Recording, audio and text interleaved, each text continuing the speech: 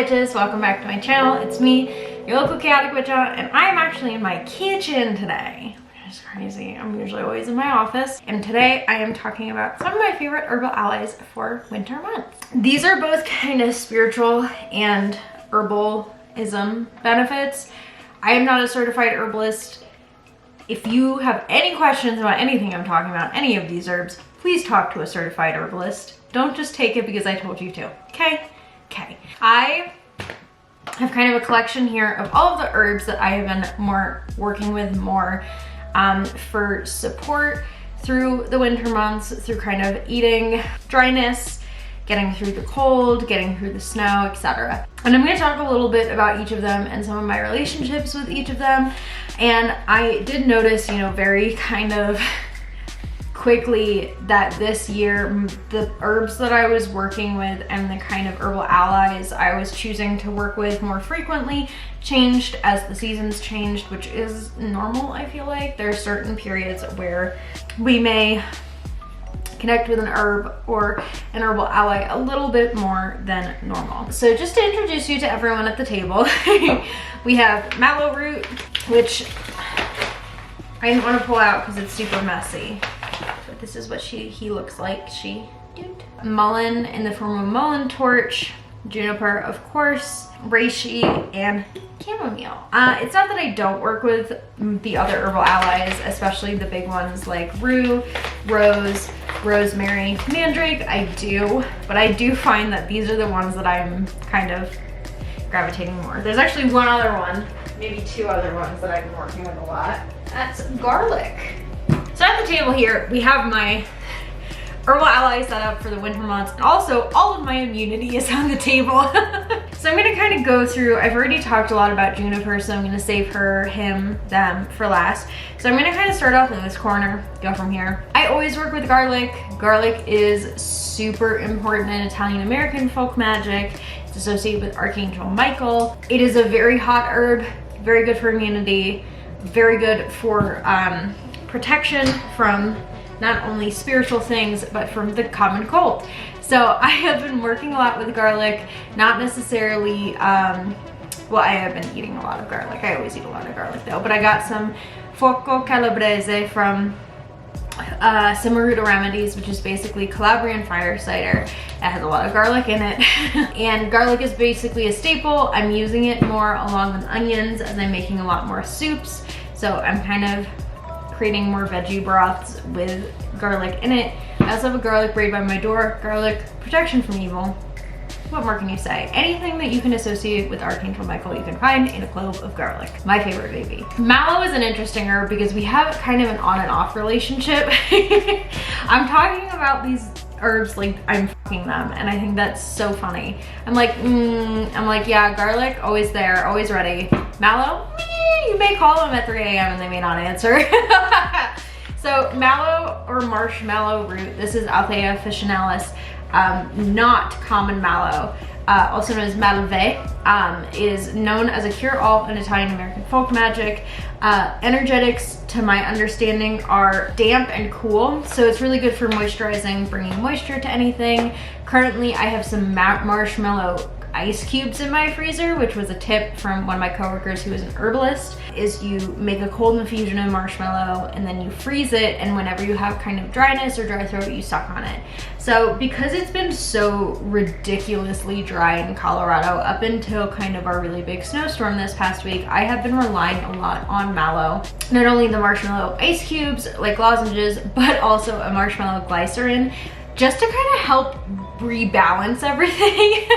Bring a little bit of moisture back to my body. And I know for me that there's a really good chance that my kind of imbalance has to do with like autoimmune stuff. It's not just that it's dry, but for like a nice little temporary solution for how fucking dry it is, I go with mallow. I need it! You can make a hot infusion of mallow if you want. That's typically recommended to make a cold infusion. Mallow as an herb is also really good for releasing and letting go, which I feel like this season, winter, we're often sitting in the dark, communally or non-communally or individually, and kind of dealing with a lot of grief. And for me, Mallow and Melon are really big grief allies, which means I'm kind of sitting with them when I need to release emotions, when I need to let things go. And I've noticed, of course, while taking Mallow, I'm crying a lot.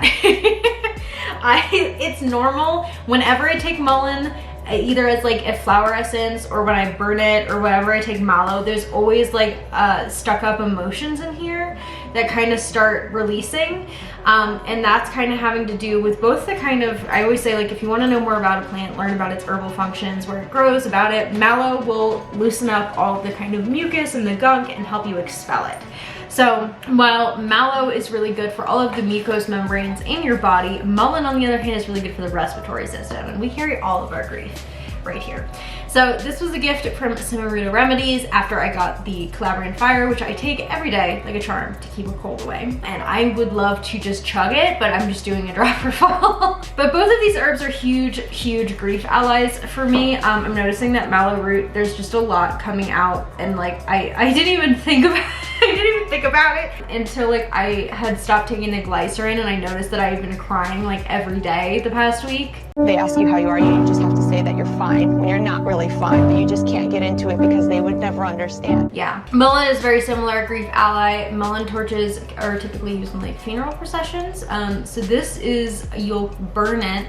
You probably here, stick it here. You could probably start on this side too, depends. This is about half of a Melon torch. You burn it, and they're also called hag's torches. You burn it down, and as it burns, it kind of helps you release the grief, let go of the grief, etc. The other way you can ingest Melon is through a lung steam, which I've done recently, where you kind of take Melon, put it in boiling water, and inhale the steam, like the full thing, and that was really good for my lungs as well. Melon is also often found in herbal smokes because it's so good for the respiratory system and respiratory health. So a note about Melon is I actually have an allergic reaction.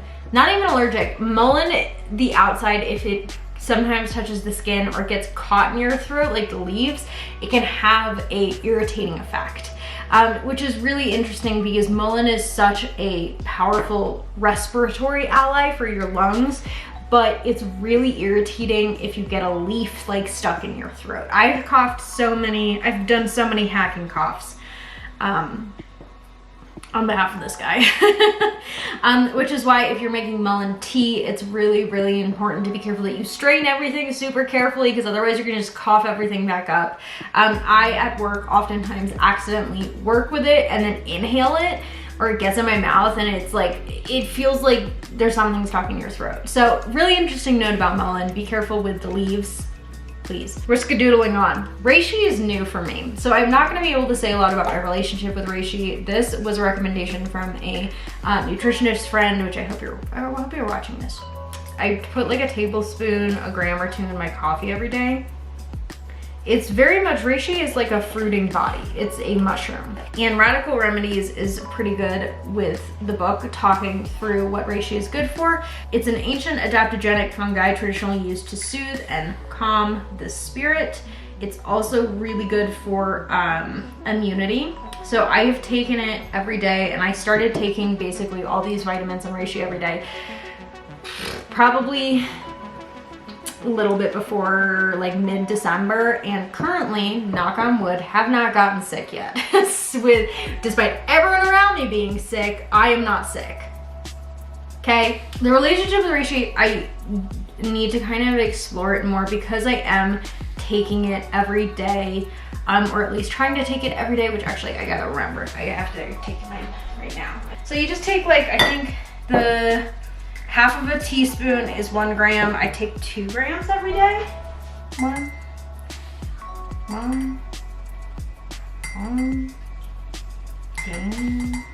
Okay. Oh, getting one of my veils real dirty with this. I like to drink it with my coffee. I find it has like a really nice nutty herbal taste to it. Reishi feels like a nice, I don't know, it's a very steady relationship for me. Maybe because I'm taking it every day, but it feels very, I don't know. If you've ever connected with a mushroom, it's fucking wild. Like, mushrooms are literally, and fungi are literally the foundation of our like lives. They do everything.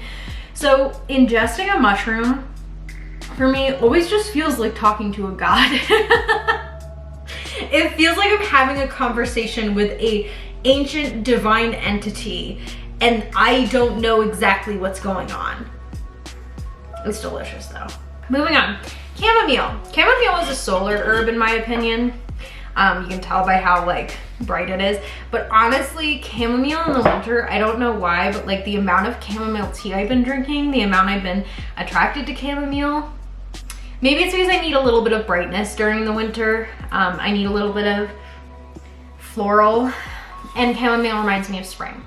I'll probably continue working a lot more with chamomile in the spring because I have some wild chamomile that grows in front of my house, which is fantastic. Chamomile, I think, is the only herb apart from mallow at the table that can't be like technically harvested right now, except for maybe garlic. Garlic I get from the grocery store. Melon you can harvest. I believe mallow can be harvested right before winter, but I'm not sure. Chamomile is only gonna flower in the spring.